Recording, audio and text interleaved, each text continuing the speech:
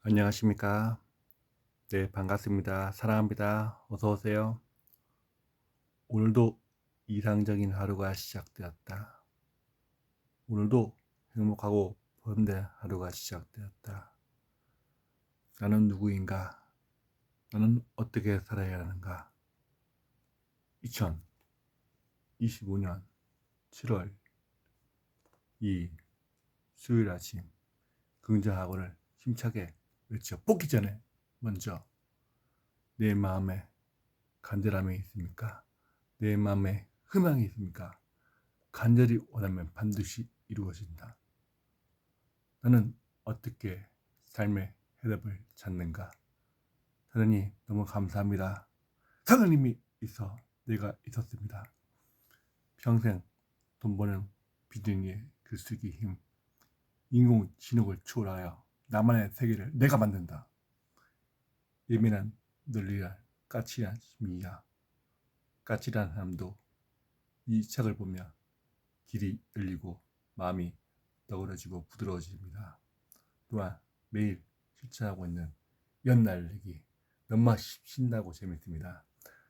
드라마 극복의 심리학, 명심 보감, 마음의 거울, 당신은 천재로 만들어진 이데아 공식, 나는 천재다, 나는 거인이다, 나는 긍정의 신이다. 백정원의 장사 이야기, 무엇을 배울 것인가, 무엇을 연구할 것인가. 100일 아침 습관의 기저, 거북이처럼 뚜벅뚜벅 가다보면 결국 정상에 올 것이다. 오늘은 무엇을 잊게 할까다가 나를 잊게 해준 우리 고명한 작가님의 고전에 답했다. 거기 일부의 중에서 늘 죽음을 기억하고 극복하라, 그 내용을 얘기해 주겠습니다. 짜잔! 책을 읽어주는 남자 청춘가. 예, 읽어드리겠습니다. 인간은 죽음을 가장 큰 고통으로 느끼도록 설계됐다. 여러분들, 죽음을 가장 큰 고통으로 느끼도록 설계되었습니다. 나 역시 그랬다. 죽음을 무서워했고 피하고 싶고 생각하기도 싫었다. 심지어 공포영화 보는 것도 싫어했다. 여러분, 저도 공포영화 보는 것도 싫어했습니다. 우리 고명한 작가님의 간증과 과거사를 좀 얘기해보면 34살을 눈을 떠보니 4일 만에 죽는다고 선고를 받았다. 70년 후에 와야 할 손님이 지금 당장 찾아온 것이다. 아무도 주비도 못했대 불쑥 찾아왔다. 죽음 자체가 대한 두려움이 있다. 죽음은 고통의 극을 대하는 우리의 기본 자세를 설정하고 해피는 우리의 패턴으로 자리 잡는다. 나쁜 일이 벌어지면 나한테 가하는 고통과 남들을 알리게 해주지 않는 일들을 불평하고 어떠한 상해도 더 멀리 도망가는데 자연스러운 반응이 된다. 처음에 당황했다. 아니, 황당했다. 두려움도 있었다. 하지만 제일 먼저 살아난 것이 죽음에 대한 두려움과 공포였다. 죽음에 대한 공포는 살아갈 가능성이 있을 때만 생기는 것 같다. 저 또한 3, 4년 전에 그 수술이 없었다면, 그 아픔이 없었다면 이렇게 근자가 학원, 아니 독서할 생각도 하지 않고 그냥 자포자기로 살았을 것입니다. 하지만 살아갈 힘이 무언가 있었기 때문에 이렇게 엄청나게 책을 보면서 책을 읽어주는 남대로 성장을 했습니다. 저는 그 마음의 주체가 바로 나는 어떻게 삶의 해답을 찾는가, 돈을 어떻게 벌 것인가, 또한 오늘 설명하고 있는 고전에 답했다, 그 내용의 일부고 그 전에 우리 켈리 회장님의 아침 습관의 기적을 완전 씹어먹고 이렇게 되었다고 저는 생각합니다. 너가 그렇게 무서워서 다른 사람 눈치 보고 남들이 하는 대로 살았을까? 그 생각을 했습니다. 뭐가 무서워서 남들이 하라고 하는 그런 트램에 빠져서 살았을까? 후회를 했습니다. 지금은 그렇지 않지만 내가 원해서 내가 하고 싶어서 하고 있으니 너무 행복한 인생이 되었습니다. 그렇다고 돈을 엄청 많이 벌었냐? 그것도 아닙니다. 하지만 뭔가 나에게 있다는 것을 알고 꾸준하게 함으로써 지금은 내가 된 것 같습니다. 나도 사연 선고를 받았지만 만약을 생각할 수 없는 존재였다. 상태였다. 만약 살아남는다면 단기를 넘어 필연적으로 죽는다는 걸 알고 있었다. 길어야 사흘이니 공피를 느낀 시간조차 없었다. 저도 수술할 때 우리 의사 선생님께서 하루만 늦었으면 이 세상 사람이 아니라고 했습니다. 억울했습니다. 분통했습니다. 내가 이렇게 살아가는 인생이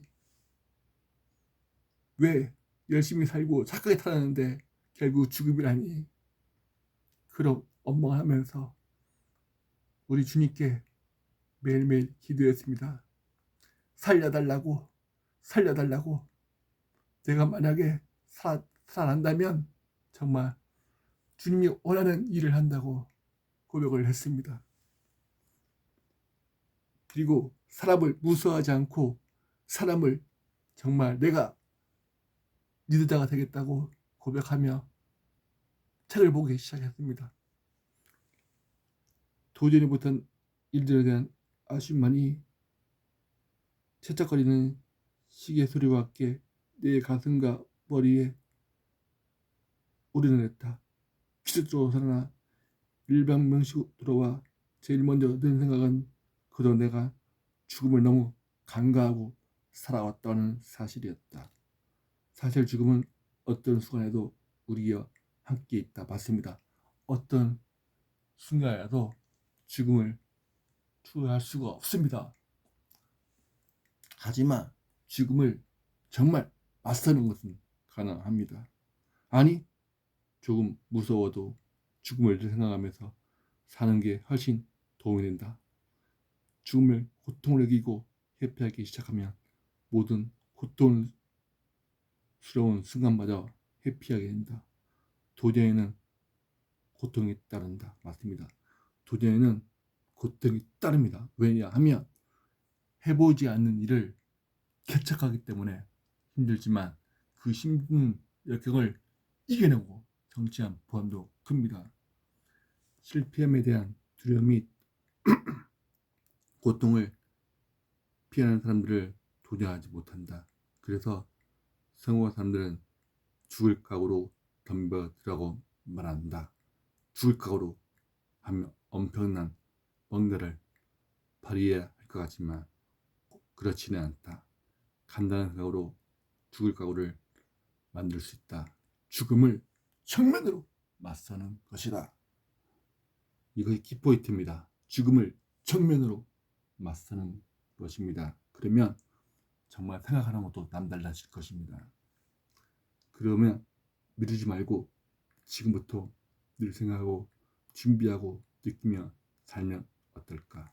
굳이 일부러 매일 죽음을 생각하며 불안하게 살아야 하고 말하는다고 묻는다면 인간 본성의 법칙, 이 문장으로 답하고 싶다. 우리 고명한 작가 선생님께서 말씀하신 내용입니다. 우리가 선택할 수 있는 사람들이라는 프리드리 니체가 아무르 파티의 운명에 대한 사랑이라고 말한 것을 철저히 고소하는 것이다. 중략, 미래에도 과거에도 영원히 피디에도 이를 단지 견디하는 것이 아니라 사랑하는 것이다. 인간 보통의 법칙 901조 맞습니다. 저도 이 글을 보면서 엄청나게 마음의 변화가 생겼습니다. 핵심은 이렇습니다. 죽음을 매일 생각하는 것은 시간이 얼마 남지 않았음을 느끼는 것, 시간이 부족함을 느끼며 인간을 집중해야 된다. 저 또한 1분 1초가 정말 소중합니다. 하루 사이에 그 하루가 소중한 것처럼 인간이 길어봤자 120년, 아니 영원히 산다 해도 시간만큼 소중한 것이 없습니다. 시간에 소중하지 않고 매일매일 최대를 다하는 내가 너무 사랑스럽고 좋습니다. 집에 갔지만 답답해서 방에 있을 수가 없었다. 차를 몰고 서강대교 아래 여의도 쪽 공원 주차장에서 차를 세워서 죽으려고 한강에 간 것이 아니고 살려고 한강에 갔다. 밤 12시가 넘어가자 부랴부랴 들어왔다. 내일 아침 9시까지 캐릭터를 만들어 가야 하는데 이거다 싶을 캐릭터를 만들지 못했다. 이것은 지금 사고 전날에 개그맨 시작 때 얘기하는 겁니다. 수만 가지 캐릭터를 연습했다. 아침 7시 마음에 편안했다. 이유는 모르겠다. 어쩌면 죽음을 받아들였던 33살의 그 마음과 같다 드리라. 맞습니다. 같다 드리라. 여러분들 죽음과 삶을 생각하면 좀 어떻습니까? 정말 살아 있어야 그 살아있다는 의미가 있습니다. 그러니 여러분들 너무나 죽음에 매달리지 마시고 죽음을 맞서는 진정한 용사가 되길 바랍니다. 남의 눈치를 보고 살아가는 인생이 아니라 정말 소중한 시간 철저히 관리하면서 살아가시는 여러분 되시기 바랍니다. 마지막으로 맨 마지막에 우리 고명한 작가님이 한 얘기를 얘기해드리고 마치겠습니다. 죽음을 회피하는 순간 끌려 다니는 삶이 시작된다. 죽음을 늘 묵상하고 정면으로 맞서는 순간 인간의 지배대가 된다. 어떻게 하면 죽음을 생각할 수 있을까? 그 방법을 연구하고 답은 고전 속에 있다. 여러분들 답은 고전 속에 있습니다. 그러니 뭔가 답답하고 힘들 때 고전의 책을 보시면 여러분도 저처럼 엄청나게 성장하고 도약하는 사람이 될 것입니다. 나도 했으니 여러분들도 하고 남을 인생자가 될 것입니다. 사랑합니다.